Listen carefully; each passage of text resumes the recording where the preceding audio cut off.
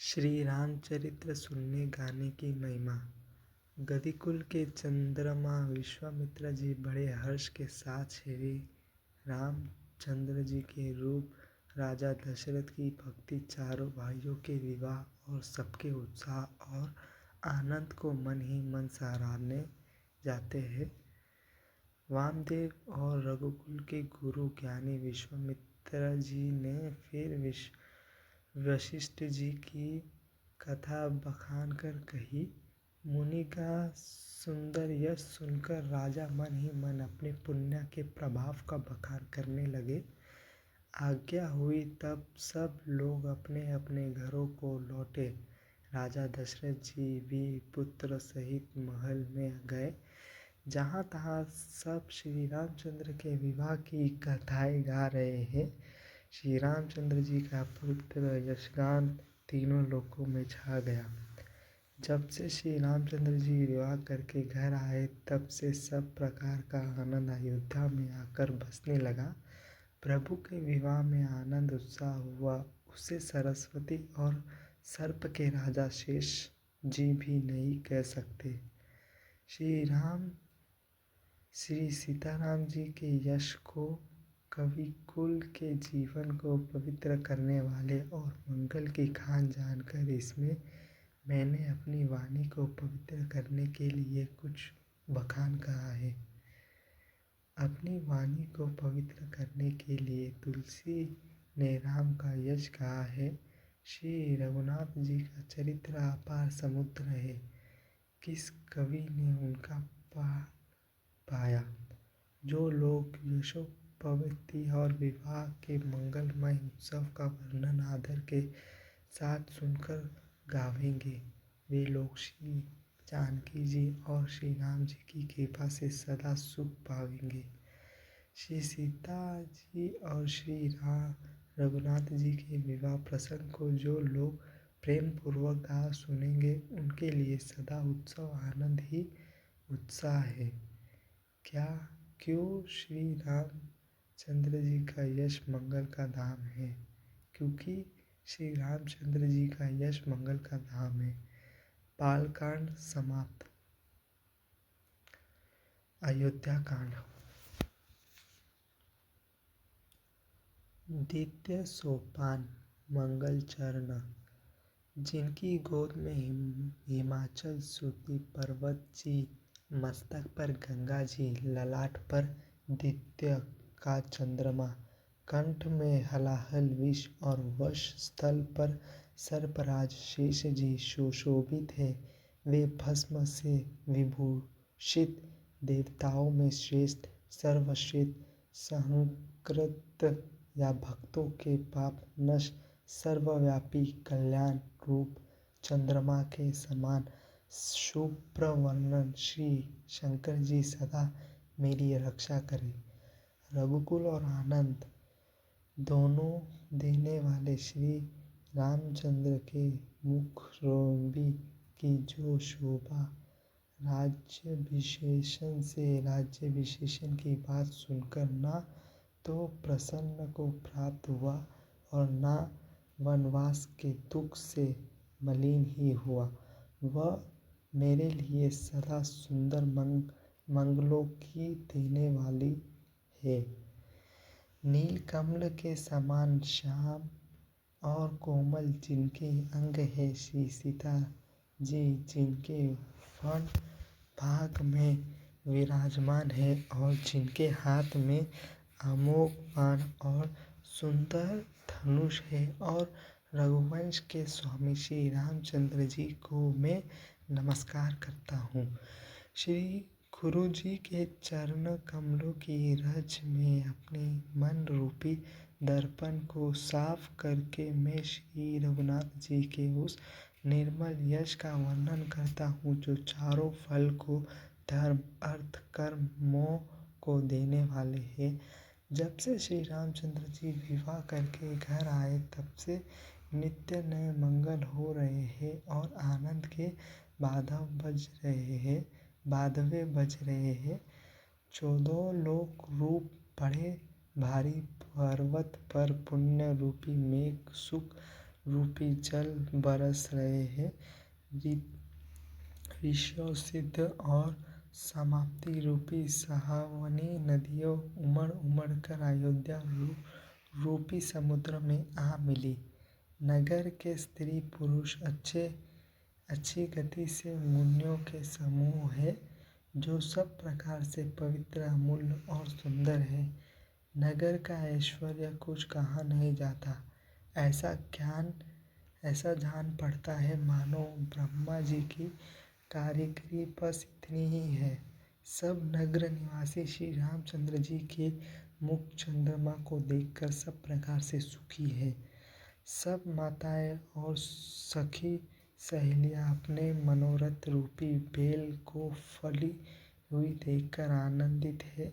श्री रामचंद्र जी के रूप, गुण, शील और स्वभाव को देख सुनकर राजा दशरथ जी बहुत ही आनंदित होते हैं।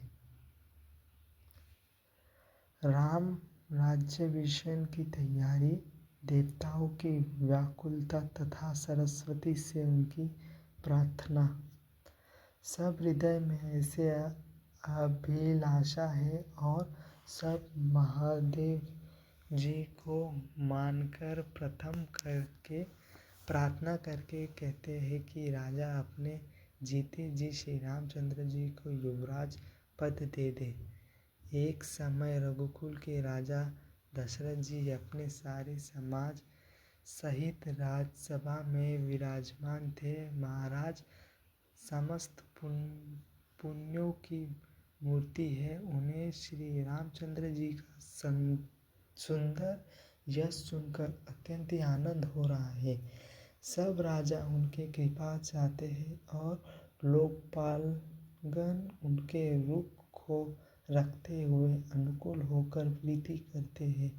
पृथ्वी, आकाश, पाताल तीनों भुवनों में और भूत, भविष्य, वर्तमान तीनों कालों में दशरथ जी के समान बड़भागी और कोई नहीं है। मंगलों के मूल श्री रामचंद्र जी जिनके पुत्र हैं, उनके लिए जो कुछ कहा जाता है सब थोड़ा है। राजा ने स्वाभाविक ही हाथ में दर्पण ले लिया और उनके अपने मुंह देखकर मुकुट को सीधा किया।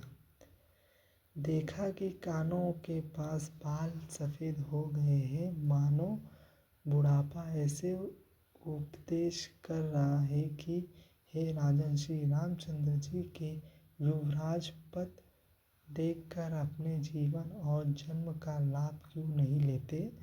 हृदय में यह विचार लाकर युवराज पद देने का निश्चय कर राजा दशरथ जी ने शुभ दिन और सुंदर समय पाकर प्रेम से पुलकित शरीर को आनंदमय मन से उन्हें गुरु वशिष्ठ जी को जा सुना।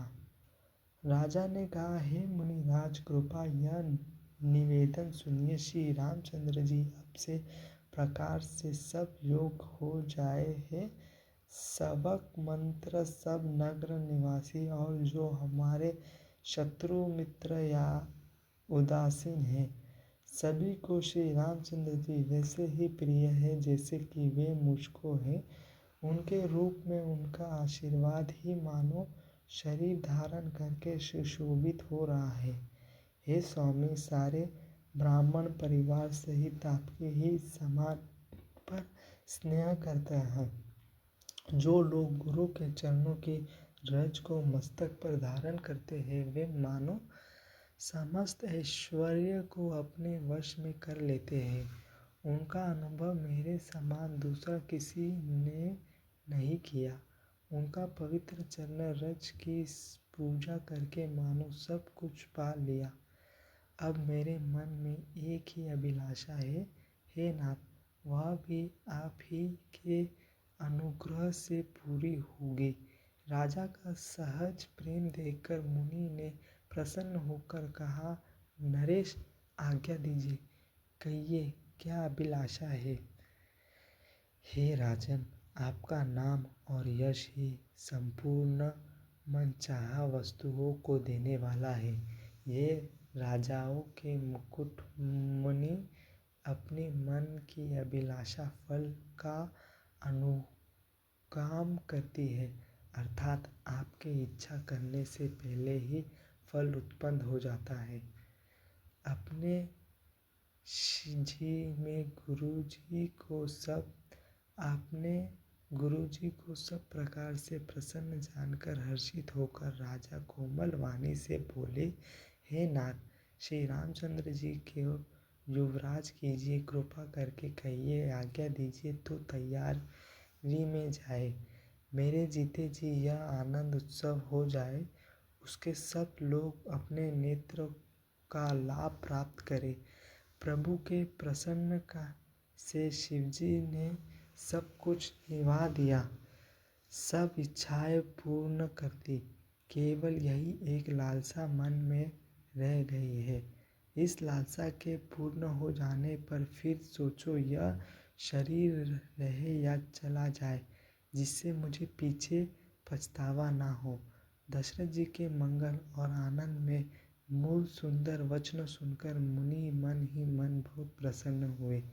वशिष्ठ जी ने कहा, हे राजन, सुनिए, जिनसे विमुख होकर लोग पछताते हैं और जिनके भजन बिना जी के जलन नहीं जाता, वही स्वामी सर्वलोकी महेश्वर श्री राम जी आपके पुत्र हुए हैं, जो पवित्र प्रेम के अनुगम हैं। श्री राम जी पवित्र प्रेम के पीछे पीछे चलने वाले हैं, इसी से तो प्रेमवश उनके पुत्र हुए हैं। हे राजन, अब देर न कीजिए, शीघ्र ही सब सामान सजाए। शुभ दिन और सुंदर मंगल तभी है जब श्री रामचंद्र जी युवराज हो जाए, अर्थात उनके अभिषेक के लिए सभी दिन शुभ और मंगलमय है।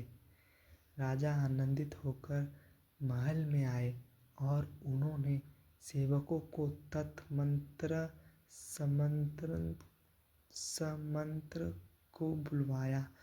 उन लोगों ने जय जीव कहकर सिर नवाया। तब राजा ने सुंदर मंगलमय वचन श्री राम जी को युवराज पद देने का प्रस्ताव सुनाया और कहा, यदि पंचों को आप सबके यह मत अच्छा लगे तो हृदय में हर्षित होकर आप लोग श्री रामचंद्र जी का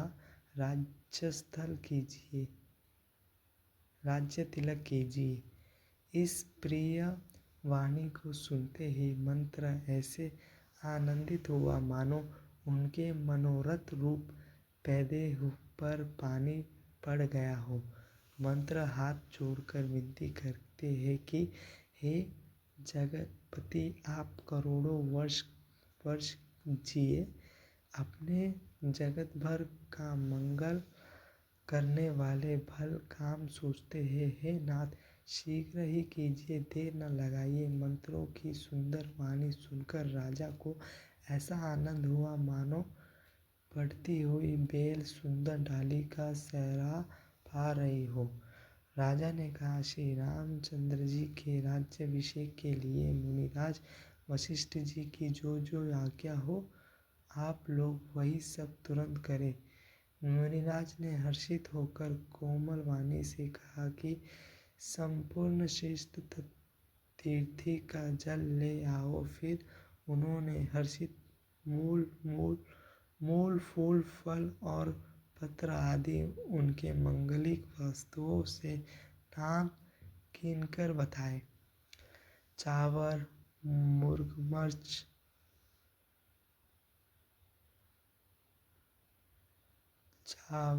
बहुत प्रकार के वस्त्र, असंख्य जातियों के ऊन और रेशम कपड़े, नाना प्रकार के मुनियों रत्न तथा और भी बहुत सी मंगलमय वस्तुएं, जो जगत में राज्याभिषेक के योग्य होता है, सब मंगलों की उन्होंने आज्ञा दी। मुनि ने वेदों में कहा वह सब विधान बताकर कहा, नगर में बहुत से मंडप चांदेवों सजाए फलों समेत आम, सुपारी और केले के वृक्ष नगर की गलियों में चारों ओर रोप दो। सुंदर मुनियों के मनोहर चौपुरावों और बाजार को तुरंत सजाने के लिए कह दो। श्री गणेश जी गुरु और कुलदेवता की पूजा करो और भूदेव ब्राह्मणों की सब प्रकार से सेवा करो। ध्वज, पताका, तोरण, कलश, घोड़े, रथ और हाथी सबके सजाओ। मुनि श्रेष्ठ वशिष्ठ के वचनों को शिरोधार्य करके सब लोग अपने अपने काम में लग गए। मुनीश्वर ने जिनके जिस काम के लिए आज्ञा दी उनने वह काम इतना शीघ्र ही से कर डाला कि मानो पहले से ही कर रखा था। राजा, ब्राह्मण, साधु और देवताओं को पूज रहे हैं और श्री रामचंद्र जी के लिए सब मंगलमय कार्य कर रहे हैं।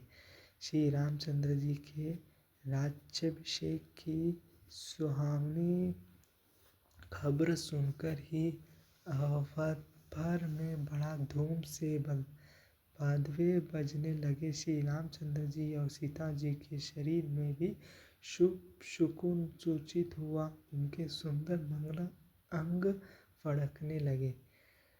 पुलकित होकर वे दोनों प्रेम सहित एक दूसरे से कहते हैं कि ये सब शकुन भरत के आने की सूचना देने वाली है। उनको मामा के घर गए बहुत दिन हो गए, बहुत ही अवशेष आ रही है। बार बार उनके मिलने की मन में आती है। शकुन से प्रिय भरत को मिलने का विश्वास होता है और भरत के समान जगत में हमें कौन प्यारा है। शकुन का बस यह फल है, दूसरा नहीं। श्री रामचंद्र जी को भाई भरत का दिन रात ऐसे सोच रहता है जैसे कछुआ का हृदय अंधों में रहता है। इसी समय यह परम मंत्र समाचार सुनकर सारा रानीवास हर्षित हो उठा। जैसे चंद्रमा को बढ़ते देखकर समुद्र में लहराने का विलास सुशोभित होता है। सबके पहले रानीवास में जाकर जिन्होंने ये वचन सुनाए उन्होंने बहुत से आभूषण और वस्त्र पाए। रानियों का शरीर प्रेम में पुलकित हो उठा और मन में प्रेम में मग्न हो गया। वे सब मंगल कलश सजाने लगे। सुमित्रा जी ने मुनियों रत्नों के बहुत प्रकार के अत्यंत सुंदर और मनोहर चौक आनंद में मग्न हुए। श्री रामचंद्र जी की माता कौशल्या जी ने ब्राह्मणों को बुलाकर बहुत दान दिया। उन्होंने ग्राम देवताओं और नागों की पूजा की और फिर बाल भेंट देने को कहा, अर्थात कार्य सिद्ध होने पर फिर पूजा करने की मनौती मानी और प्रार्थना की कि जिस प्रकार से श्री रामचंद्र जी का कल्याण हो दया करके वही वरदान दीजिए। कोयल की सी मीठी वाणी वाली, चंद्रमा के समान मुख वाले और हिरण के बच्चे के नेत्र वाले स्त्रियां मंगलगान करने लगी। श्री रामचंद्र जी का राज्याभिषेक सुनकर सभी स्त्री पुरुष हर्षित हो उठे और विश्वास को अपने अनुकूल समझकर सब समुद्र मंगल सजाने लगे। तब राजा ने वशिष्ठ जी को बुलाया और शिक्षा देने के लिए श्री रामचंद्र जी के महल में भेजा। गुरु का आगमन सुनते ही श्री राम रघुनाथ जी ने दरवाजे पर आकर उनके चरणों में मस्तक नवाया। आदर पूर्वक अर्थ देकर उन्होंने घर में लाए और षोडशोपचार से पूजा करके उनका सम्मान किया। फिर सीता जी सहित उनके चरणों स्पर्श किए और कमल के समान दोनों हाथों को जोड़कर श्री राम जी बोले, यद्यपि सेवकों के घर स्वामी का प्राधान मंगलों का मूल और अमंगलों का नाश करने वाले होते हैं, तथापि हे नाथ, उचित तो यह था कि प्रेम पूर्वक दासों को ही कार्य के लिए बुला भेजते, ऐसा ही नीति है। परंतु प्रभु ने प्रभुता छोड़कर स्वयं ही पधारकर जो स्नेह किया उसे आज यह घर पवित्र हो गया है। गोसाई, जो आज्ञा हो मैं वही करूँगा। स्वामी की सेवा में ही सेवक का लाभ है। श्री रामचंद्र जी के प्रेम में सने हुए वचनों को सुनकर मुनि वशिष्ठ जी ने श्री रघुनाथ जी की प्रशंसा करते हुए कहा कि हे राम, भला आया ऐसे क्या ना कहो। आप सूर्यवंश के भूषण जो हो। श्री रामचंद्र जी के गुणशील और स्वभाव का बखान कर मुनिराज प्रेम से पुलकित होकर बोले, राजा ने राज्याभिषेक की तैयारी की है। वे आपके युवराज पद देना चाहते हैं। इसलिए हे राम जी, आज आप उपवास, हवन आदि विधि पूर्वक सब सनय कीजिए, जिनसे विधाता कुशल पूर्वक इस काम को निभा दे, सफल कर दे। गुरु जी शिक्षा देकर राजा दशरथ जी के पास चले गए। श्री रामचंद्र जी के हृदय में यह सुनकर इस बात का खेद हुआ कि हम सब भाई एक ही साथ जन्मे, खाना सोना, लड़कपन के खेल कूद, कंछेदना, यज्ञोपवीत और विवाह आदि उत्सव सब साथ साथ ही हुआ। पर इस निर्मल वंश में यह एक अनुचित बात हो रही है कि अब सब भाइयों को छोड़कर राज्याभिषेक एक बड़े का ही मेरा ही होता है। तुलसीदास जी कहते हैं कि प्रभु श्री रामचंद्र जी का यह सुंदर प्रेम पूर्वक पछतावा भक्तों के मनों की कुटिलता को हरण करे। उसी समय प्रेम और आनंद में मग्न लक्ष्मण जी आए। रघुकुल रूपी कुमुद के खिलौने वाले चंद्रमा श्री रामचंद्र जी ने प्रिय वचन कहकर उनका सम्मान किया। बहुत प्रकार के बाजे बज रहे हैं। नगर के अतिशय आनंद का वर्णन नहीं हो सकता।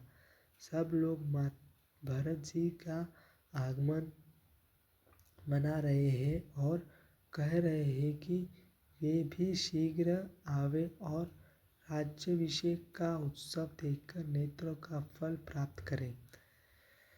बाजार, रास्ते, घर, गली और चबूतरों पर जहाँ तहाँ पुरुष और स्त्री आपस में यह कहते हैं कि कल वह शुभ लग्न कितने समय है जब विधाता हमारी अभिलाषा पूरी करेंगे। जब सीता जी सहित श्री रामचंद्र जी सर्व के सिंहासन पर विराजेंगे और हमारे मनोचित होंगे। इधर तो सब यह कह रहे हैं कि कल कब होगा, उधर कुचकी देवता विघ्न मना रहे हैं।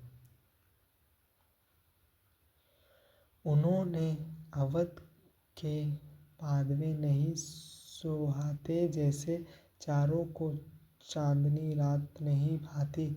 सरस्वती जी को बुलाकर देवता विनय कर रहे हैं और बार बार उनके पैरों को पकड़कर उन पर गिरते हैं।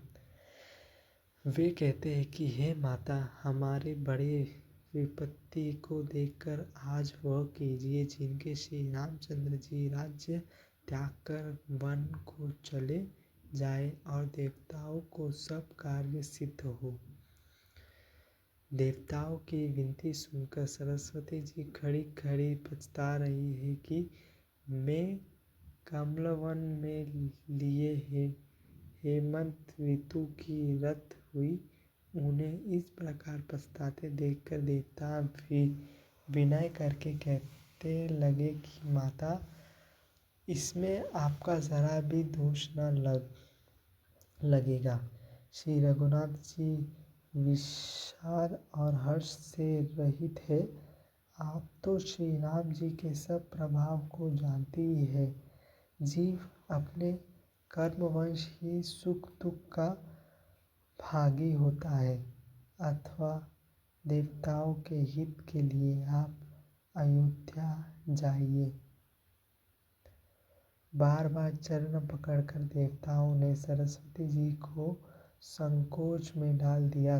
तब वे यह विचारने लगी कि देवताओं की बुद्धि ओछी है, इसकी निवास तो ऊंची है, इनका निवास तो ऊंचा है, पर इनका करनी नीचा है। यह दूसरों का ऐश्वर्य नहीं देख सकते हैं, परंतु आगे के काम का विचार करके श्री राम जी के वन जाने से राक्षसों का वध होगा, जिनसे सारा जगत सुख हो जाएगा। चतुर कवि श्री राम जी के वनवास के चरित्रों का वर्णन करने के लिए मेरे चाह करेंगे। ऐसे विचार कर सरस्वती जी हृदय में हर्षित होकर दशरथ जी की पूजा अयोध्या में आए, मानो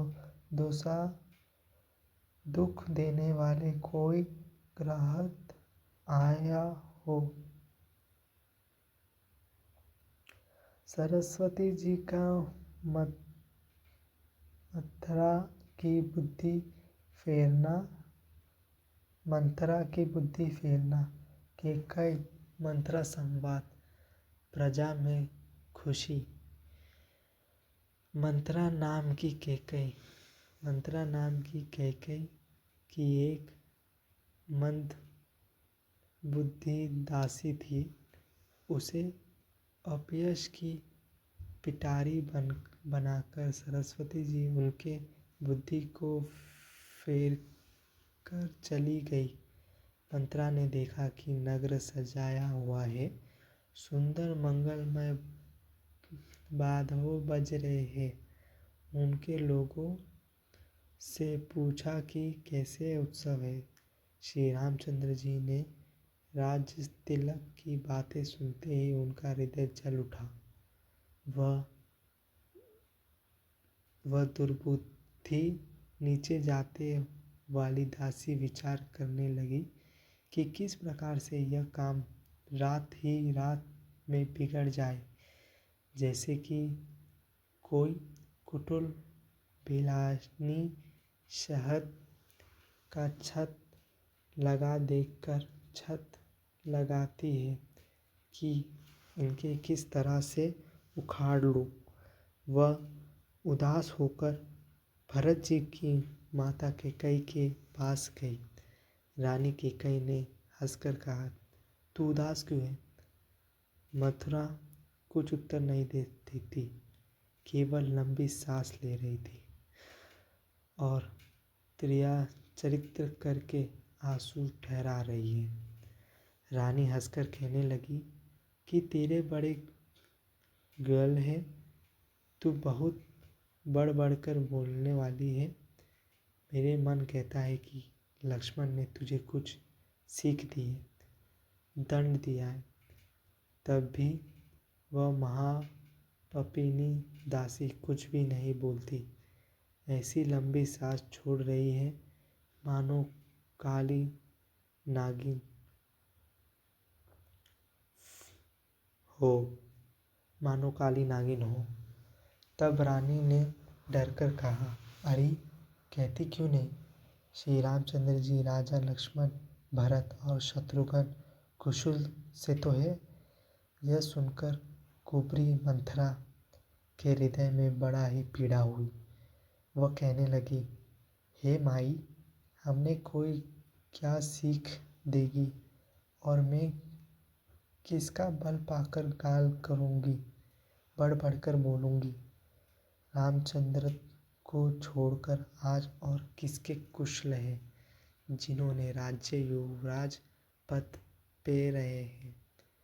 आज कौशल्या को विधाता बहुत ही दारहीन अनुकूल हुए हैं।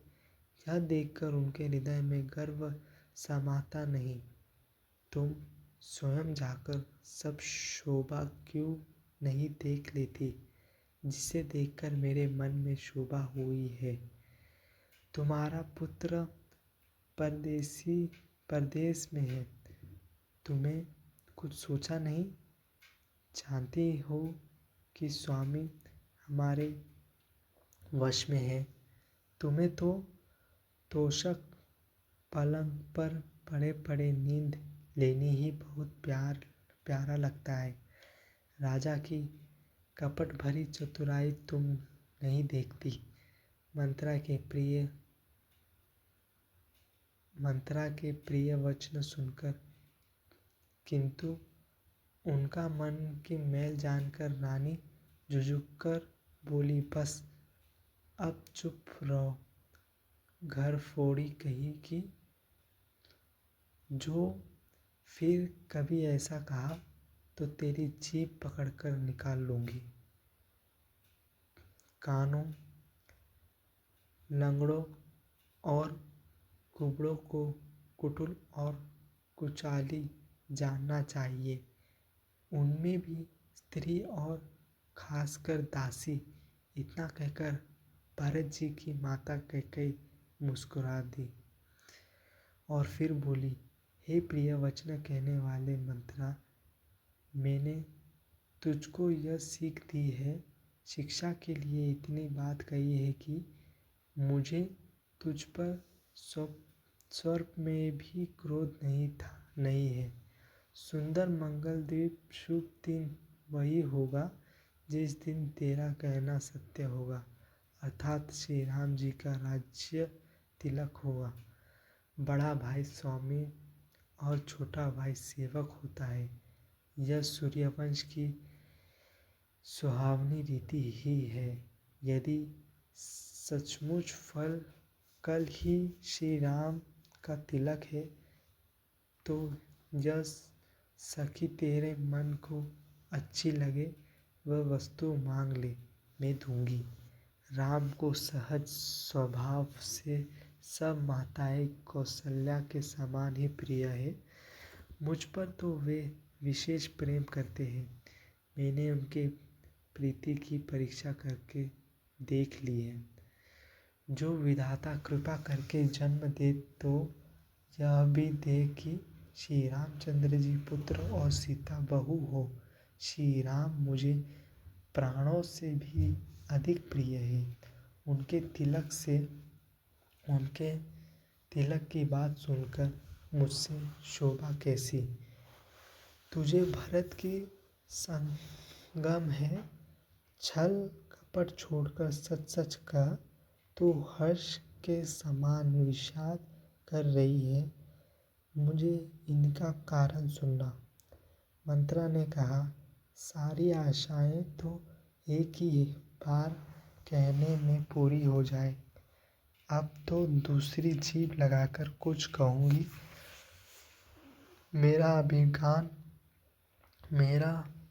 मेरा अभागा कपाल तो फोड़ने ही योग्य है, जो अच्छी बात कहने पर भी आपका दुखी होता है, जो झूठी सच्ची बात बनाकर कहते हैं, हे माई, वे ही तुमने प्रिय है और मैं कड़वी लगती हूँ।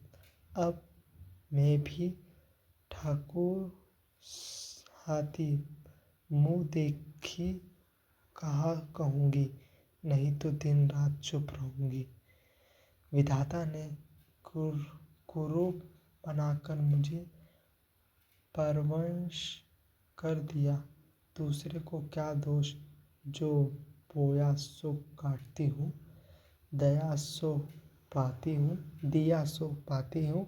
कोई भी राजा हो, हमारे क्या हानि है, दासी छोड़कर क्या अब मैं रानी होऊंगी, अर्थात रानी तो होने से ही रही। हमारा स्वभाव तो जलना ही योग्य है, क्योंकि तुम्हारा अहित मुझसे देखा नहीं जाता, इसलिए कुछ बात चलाई थी, किंतु हे देव, हमारी बड़ी भूल हुई, क्षमा करो। आधार रहित बुद्धि की स्त्री और देवताओं की माया के वश में होने के कारण रहस्य युक्त कपट भरे प्रिय वचन को सुनकर रानी कैकेयी ने बैरिन मंथरा को अपने हृदय अपने सहद जानकर उनका विश्वास कर लिया। बार बार रानी उनके आदर के साथ पूछ रही है, मानो भिलाना की घान से हिरनी मोहित हो गई हो। जैसे भावी होकर है, वैसे ही बुद्धि में फिर गई दासी अपने दाव लगा जानकर हर्षित हुई। तुम पूछते हो, किंतु मैं कहते डरती हूँ, क्योंकि तुमने पहले ही मेरा नाम घर फोड़ रख दिया है। बहुत तरह से गढ़ छोड़कर खूब विश्वास जानकर तब वह अयोध्या की सारी साथी शनि की 7.5 वर्ष की दशा रूपी मंत्रा बोली, हे रानी, तुमने जो कहा कि मेरे सीता राम प्रिय है और राम को तुम प्रिय हो, सो यह बात सच्ची है, परंतु यह बात पहले थी, वे दिन अब बीत गए। समय फिर जाने पर मित्र भी शत्रु हो जाता है। सूर्य कमल के कुल का पालन करने वाले हैं, पर बिना जल के वही सूर्य उनके कमल को जलाकर भस्म कर देता है। सौत कौशल्या तुम्हारा जड़ उखाड़ना चाहता है, अत उपाय रूपी श्रेष्ठ बाढ़ घेरा लगाकर उसे रूपग्र दो, सुक्षोहित कर दो। तुमको अपने सुहाग के बल पर कुछ भी सोच नहीं है। राजा को अपने वश में जगत हो, किंतु राजा मन में मैल और मोह के मीट है, और आपका सीधा स्वभाव है, आप कपट चतुराई जानती नहीं हो। राम की माता बड़ी कौशल्या बड़ी चतुर और गंभीर है, उनका यथ कोई नहीं पाता। उनके मौका पाकर अपने बात बना ली। राजा ने जो भरत को ननिहाल भेज दिया, उसमें आप बस राम की माता की ही सलाह समझिए। कौशल्या समझती है कि सब सौते तो मेरे अच्छे तरह सेवा करते, एक भरत की माँ पति के बल पर गर्व रहती है। इसी से हे माई, कौशल्या को तुम बहुत ही साल रही हो, किंतु वह कपट करने में चतुर है। अंत उनके हृदय का भाव जानने में नहीं आता, वह उसे चतुराई से छिपाई रहती है। राजा का तुम पर विशेष प्रेम है। कौशल्या सौत के स्वभाव से उसे देख नहीं सकती, इसलिए इसमें जाल रचकर राजा को अपने वश में करके भरत की अनुपति में राम के राज्य तिलक के लिए लग्न निश्चय कर लिया। राम को तिलक हो यह कुल के उचित ही है और यह बात सभी को सुहाती है और मुझे तो बहुत ही अच्छी लगती है, परंतु मुझे तो आगे की बात विचार कर डर लगता है। देव उलटकर इनका फल उसी को दे। इसी तरह करोड़ों कुटिलपान की बातें गढ़ छोड़कर मथुरा ने कैकेयी को उलट सीधा समझा दिया और सैकड़ों सौते की कहानियों इस प्रकार बना बनाकर कही जिस प्रकार विरोध बढ़े। होनहार वश कैकेयी में मन में विश्वास हो गया। रानी फिर सौगंध दिलाकर पूछने लगी, मंथरा बोलो क्या पूछती हो? अरे तुम अब भी नहीं समझा? अपने भले बुरे को अथवा मित्र शत्रु को तो पशु भी पहचान लेता है। पूरा पाखंड बीत गया सामान समझते और तुमने खबर पाई है आज मुझसे। मैं तुम्हारे राज में खाती पहनती हूँ, इसलिए सच कहने में मुझे कोई दोष नहीं है। यदि मैं कुछ बनाकर झूठ कहती होंगी तो विधाता मुझे दंड देंगे। यदि कल राम को राज्य तिलक हो गया तो समझ रखना कि तुम्हारे लिए विधाता ने विपत्ति का बीज बो दिया। मैं यह बात लकीर खींचकर बलपूर्वक कहती हूँ। हे भामिनी, तुम तो अब दूध की मखाती हो गई। जैसे दूध में पड़ी हुई मक्खी को लगे निकालकर फेंक देते हैं, वैसे ही तुम्हें भी लोग घर से निकालकर बाहर करेंगे। जो पुत्र सहित कौशल्या की चाकर बाजाओ तो घर में रह सकोगी अथवा घर में रहने का दूसरा उपाय नहीं। कंदु के विनती को दुख दिया था, तुमने कौशल्या देगी। भरत कारागार का सेवन करेगा, जेल की हवा खाएगा और लक्ष्मण राम के नायब होंगे। कैकेयी मंथरा की कड़वी वाणी सुनते ही डरकर सूख गई। कुछ बोल नहीं सकती। शरीर में पसीना हो आया और वह केले की तरह कांपने लगी। तब कुबरी मंथरा ने अपनी जीभ दांतों तले दबाई।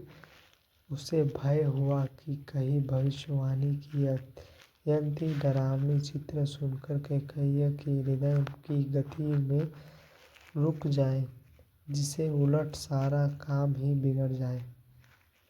फिर कपट की करोड़ों कहानियां कह कहकर उसने रानी को खूब समझाया कि धीरज रखो। कैकेयी का भाग्य पलट गया। उसे कुचूल प्यारी लगी। वह बगुले की हंसनी बनाकर वैरियों को हित बनाकर उनके सराहना करने लगी। कैकेयी ने कहा, मथुरा सुनो, तेरी बात सत्य है। मेरी दाहिनी आंखें निरंतर फड़क करती है। मैं प्रतिदिन रात को बुरे स्वप्न देखती हूँ, किंतु अपने आज्ञावश तुझसे कहती नहीं। सखी, क्या करूँ? मेरा तो सीधी स्वभाव है। मैं दया माया कुछ भी नहीं जानती। अपने चलते जहाँ तक मेरा वश चला, मैंने आज तक कभी किसी का बुरा नहीं किया। फिर न जाने किस पाप से देव ने मुझे एक ही साथ यह दूसरा दुख दिया। मैं भले ही नैहर जाकर वहीं जीवन बिता दूंगी, पर जीते जी सौत की चाकरी नहीं करूंगी। देव जिनको शत्रु के वश में रखकर जिलाता है, उनके लिए तो जीने की अपेक्षा मरने की ही इच्छा है। दीन बचन कहे बहुविधि रानी, सुनी कुबरी तियम्यक ठानी। रानी ने बहुत प्रकार से दोनों वचन कहे। उन्होंने सुनकर कुबरी के तिर्यक चरित्र फैलाया। वह बोली कि तुम मन में ग्लानि मानकर ऐसे क्यों कह रही हो? तुम्हारा सुख सुहाग दिन दिन दूभर होगा। जिनसे तुम्हारी बुराई चाही है, वही परिणाम में यह फल पाएंगे। हे स्वामी, मैंने जब से यह कुमति सुनी है, तब से मुझे न तो दिन में कुछ भूख लगता है और न रात में नींद आती है। मैंने ज्योतिष से पूछा तो उन्होंने रेखा खींचकर, गणित करके अथवा निश्चय पूर्वक कहा कि भरत राजा उन्हें यह सत्य बात है। हे भामिनी, तुम करो तो उपाय मैं बताऊं। राजा तुम्हारे सेवक के वश में है। कैकेयी ने कहा, मैं तेरा कहने से कुएं में गिर सकती हूँ, पुत्र और पति को भी छोड़ सकती हूँ। जब तू मेरे बड़ा भारी दुख देखकर कुछ कहती है, तो भला मैं अपना हित के लिए उसे क्यों न करूँगी। कुबरी ने कैकेयी को सब तरह से काबूल करवाकर, अर्थात बल पक्षु बनाकर, काटपट रूप छुरी को अपने हृदय रूप पत्थर पर ठहराया, उनकी धारा को तेज किया। रानी कैकेयी अपने निकट के शीघ्र आने वाले दुख को कैसे नहीं देखती। उसे बाल का पशु हरी हरी घास चरता है, पर यह नहीं जानता कि मौत सिर पर नाच रही है। मथुरा की बातें सुनने में यह तो कोमल है, पर परिणाम में कठोर है, मानो यह शहद में घोलकर जहर पिला लिया हो।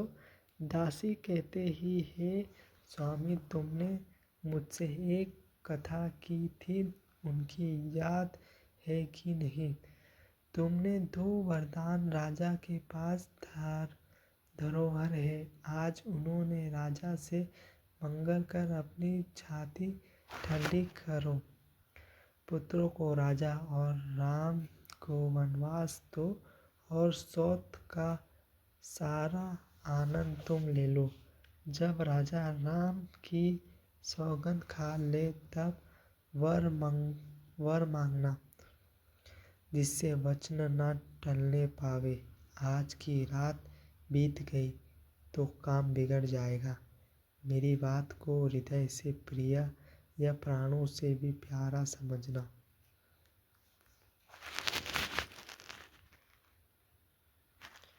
कैकेयी को भाव में जाना। पपाती मथुरा ने बड़ी बुरी घात लगाकर कहा, को भाव में जाओ, सब काम बड़े सावधानी से बनाना, राजा पर सहज विश्वास न कर लेना, उनकी बात में न आ जाना। कुबरी को रानी ने प्राणों के समान प्रिय समझकर बार बार उनकी बड़ी बुद्धि का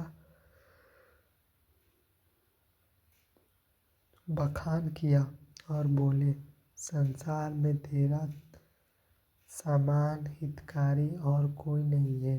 तू मुझे वही जाती हुई के लिए सराही हुई है। यदि विधाता कल मेरे मनोरथ पूरा कर दे तो हे सखी मैं तुझे आँखों की पुतली बना लूँ। इस प्रकार दासी को बहुत तरह से आदर होकर कैकई कोप भाव में चली गई। विपत्ति बीज है, दासी वर्ष ऋतु है, कैकई की कुबुद्धि उस बीज के बोने के लिए जमीन हो गई। उसमें कपट रूपी जल पाकर अंकुर फट निकला। दोनों वरदान और अंकुर के दो पत्ते हैं और अंत में इनके दुख रूपी फल होंगे। कैकई कोप का सब साजा सजाकर जा गई। राज्य करती हुई वह अपने दुष्ट बुद्धि से नष्ट हो गई।